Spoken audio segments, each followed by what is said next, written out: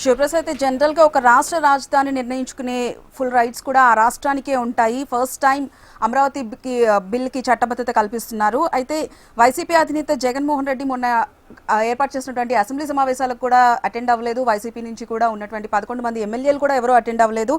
అయితే ఇప్పుడు ఈ బిల్ ఆమోదం పొందుతున్న టైంలో జగన్ ప్రెస్ మీట్ పెట్టి రాజ్యాంగంలో ఎక్కడ కూడా ఇలాంటి ప్రొసీజర్ లేదు అని చెప్పి మాట్లాడడానికి మనం ఎలా చూడొచ్చుంటారు?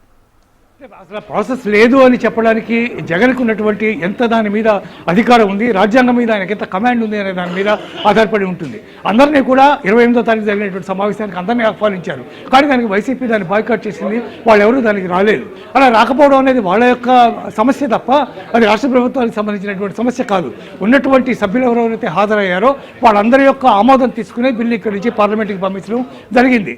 నిజానికి ఎప్పుడు ఇటు జరగలేదు గతంలో. ఆ విషయం ఇందాక కూడా మనం చెప్పుకున్నాం, మీరు కూడా ఇంట్లో చెప్పారు. ఆ ప్రకారమే ఎప్పుడైనా సరే రాజధాని ఏర్పాటు రాష్ట్ర ప్రభుత్వం చేతుల్లోనే ఉంటుంది. కానీ అది జగన్ ప్రభుత్వ హయాంలో పూర్తిగా అది జరగలేదు. అటు వైజాగ్కి చట్టబద్ధత కల్పించలేదు, ఇటువైపు అమరావతికి చట్టబద్ధత కల్పించలేదు, అటువైపు కర్నూలుకి చట్టబద్ధత కల్పించలేదు. కేవలం మాట వరకే పరిమితమైనటువంటి పరిస్థితుల్లో దానికి నిర్ణయాత్మకమైనటువంటి రూపం రావాలి అనే ప్రధానమైనటువంటి ఉద్దేశంతో 28వ తారీఖు మొన్న 28వ తారీఖు గత నెల 28వ తారీఖు దీనికి సంబంధించినటువంటి నిర్ణయం తీసుకున్నారు. కాబట్టి దీన్ని ఖచ్చితంగా ఆమోదించవలసినటువంటి అవసరం ఉంది. ఆయన మరి కాబట్టి కాసేపట్లో పత్రికల సమావేశంలో మాట్లాడబోతున్నారు. ఆయన ఏం చెబుతారో రాజధాని గురించి, ఆయన ఏం మాట్లాడతారో, ఈ చట్టబద్ధత లేదంటారో, ఏం జరుగుతుందో అవన్నీ కూడా చూడవలసినటువంటి పరిస్థితి ఉంది.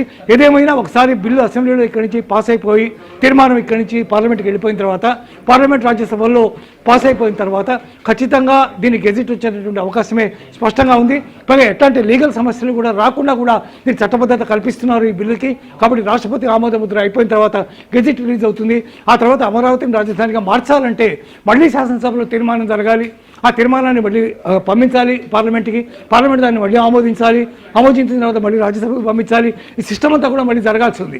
కాబట్టి అదంతా జరిగేటటువంటి అవకాశం లేదు. కాబట్టి ఇప్పుడున్న పరిస్థితుల్లో ఖచ్చితంగా రాజధాని అమరావతి శాశ్వతంగా రాజధానిగా ఉండబోతుంది అనేది క్లియర్గా కనిపిస్తోంది. జగనే మాట్లాడతారు, చూద్దాం. ఆయన మాట్లాడిన తర్వాత దానికి సంబంధించినటువంటి ఆయన ఏ రకమైనటువంటి అభిప్రాయం వ్యక్తం చేస్తారు, లేదా కోర్టుకు వెళ్తారా, ఇంకేమైనా జరుగుతుందా, కోర్టులు ఛాలెంజ్ చేసే ప్రయత్నం చేస్తారా, ఇవన్నీ కూడా వేచి చూడవలసి ఉంది.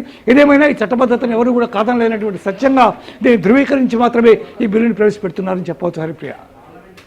శివప్రసాద్, అయితే అమరావతి విషయంలో ముందు నుంచి కూడా చంద్రబాబు చాలా సీరియస్గా ఉన్న విషయం మనకు తెలిసిందే.